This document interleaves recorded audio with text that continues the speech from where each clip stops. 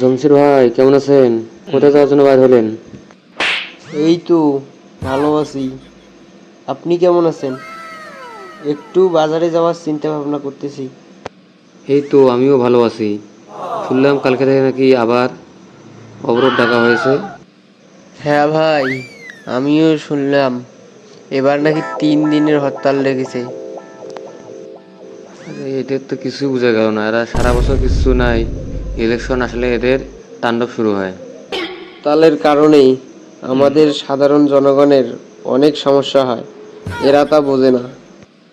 ভাই আপনি ঠিকই বলেছেন, এই যে সামনে এইচএসসি পরীক্ষা হচ্ছে, এই হরতালের কারণে পরীক্ষাগুলো দিন দিন পিছিয়ে যাচ্ছে। ঠিকমতো ছাত্রছাত্রীরা তাদের পরীক্ষা দিতে পারছে না। হ্যাঁ ভাই, দেখতেছি তো পরীক্ষার্থীরা ভয়ে ভয়ে পরীক্ষা দিতে যাচ্ছে আবার আসছে। দেখেন কিছুদিন আগে মহাসমাবেশ বলে তারা সেখানে নানান ধরনের সহিংসতামূলক কাজকর্ম করে।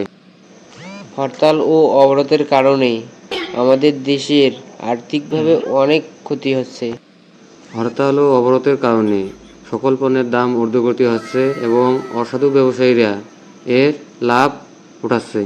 অসাধু ব্যবসায়ীরা নানাভাবে ক্রেতাদের লুটে নিচ্ছে, তাদেরকে কেউ কিছু বলতে পারে না। আপনি ঠিকই বলেছেন ভাই।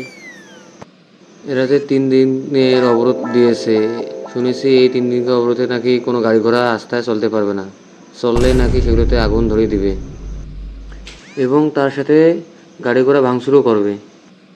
এখন থেকে ইলেকশনের আগ পর্যন্ত রাস্তাঘাটে চলতে হলে সাবধানে চলতে হবে। আরে ভাই আপনি কি শুনেছেন সেদিনকার সমাবেশে নাকি একজন পুলিশ নিহত হয়েছে আর 80-90 জন নাকি আহত হয়েছে?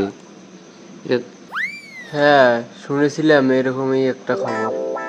তাহলে দেখেন ভাই, কালকে থেকে যে ওরা হরতাল লেগেছে, তাহলে ওখানে কত লোক আহত নিহত হতে পারে। এর সাথে কত আইন শৃঙ্খল বাহিনীও যে আহত হবে তার কোনো ঠিক ঠিকানা নেই। এটা তো স্বাভাবিক বিষয় ভাই।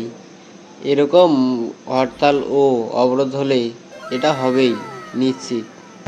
বুঝি না কিছু, এগুলো যে এরা কি জন্য করে, এগুলোকে না করলে হয় না। সেটাই তো ভাই, আজকে যাই, আমার একটু তাড়া আছে। আচ্ছা ভাই ঠিক আছে, যান, একটু দেখে শুনে যাবেন রাস্তায়, দেখতেছেন তো কি অবস্থা রাস্তাঘাটের।